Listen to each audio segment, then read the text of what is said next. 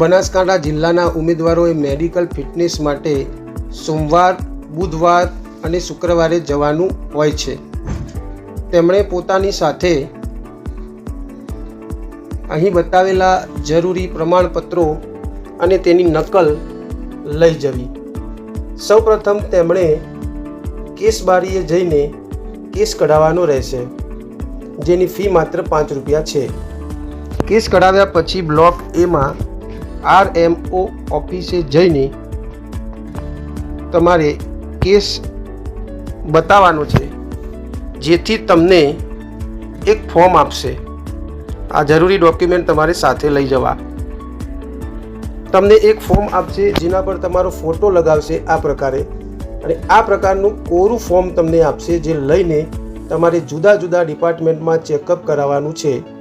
મિત્રો, સૌપ્રથમ લેબોરેટરીમાં બ્લડ અને યુરિન ટેસ્ટ માટે જવું, જેથી સમય ના બગડે. ત્યારબાદ એ જ કેમ્પસમાં બાજુમાં મેદાણી આઈ હોસ્પિટલ છે, જેમાં તમારે આંખોનું ચેકઅપ કરાવી લેવું. મિત્રો, તમે કોઈ પણ વિભાગમાં જઈ શકો છો, પરંતુ જ્યાં સમય બગડે ત્યાં સૌથી પહેલાં જવું જરૂરી છે. આંખોનું ચેકઅપ પૂર્ણ થયા પછી એ જ કેમ્પસમાં એક નવી બિલ્ડિંગ બનેલી છે. એ બિલ્ડિંગના D બ્લોકમાં જઈને એક્સરે પડાવવા માટેની જરૂરી ફી તમારે ભરવાની છે. આ બિલ્ડિંગમાં સામેની બારીએ તમારે એક્સરેની ફી જે 180 રૂપિયા છે એ ભરવાની છે. ત્યારબાદ બાજુમાં જ ENT વિભાગ છે. આ ENT વિભાગમાં તમારે ચેકઅપ કરાવીને એક્સરેની ફીની પાવતી લઈને એક્સરે પડાવવા માટે આ જૂની બિલ્ડિંગમાં જવાનું રહેશે. અહીં તમારો એક્સરે પાડશે, જેમાં લગભગ 10 થી 15 મિનિટ લાગશે. એક્સરે આવી જાય પછી તમારે D બ્લોકમાં ફરીથી સોનોગ્રાફી વિભાગમાં જઈને આપેલા ફોર્મમાં એક્સરેનું રિપોર્ટિંગ લખાવવાનું છે અને સહી સિક્કો કરાવવાનો છે. ત્યારબાદ બ્લોક Fમાં જઈને તમારે ECG રૂમમાં જઈને ECG કરાવી લેવાનો છે. ત્યારબાદ એ જ બિલ્ડિંગમાં ઓર્થોપેડિક વિભાગમાં જઈને જરૂરી તપાસ કરાવીને સહી સિક્કો કરાવવાનો રહેશે. ત્યારબાદ એની સામે જ સર્જરી વિભાગ છે, તેમાં તમારે સહી સિક્કો કરાવવાનો રહેશે ચેકઅપ કરીને. ત્યારબાદ ઉપરના માળે એ જ બિલ્ડિંગમાં 3જા માળે 7 નંબરમાં માનસિક રોગનો વિભાગ છે, જ્યાં તપાસ કરાવીને સહી સિક્કો કરાવવાનો રહેશે.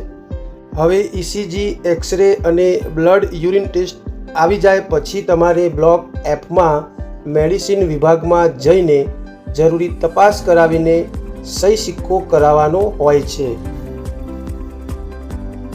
અહીંયા કામ પૂરું થયા પછી ફરીથી તમારે બ્લોક Aમાં RMO ઓફિસે જવાનું હોય છે, જ્યાં આ પ્રકારના પ્રમાણપત્ર પર તમારો ફોટો લગાવશે અને RMO ઓફિસર તેમાં જરૂરી માહિતી ભરીને પોતાની સહી કરશે.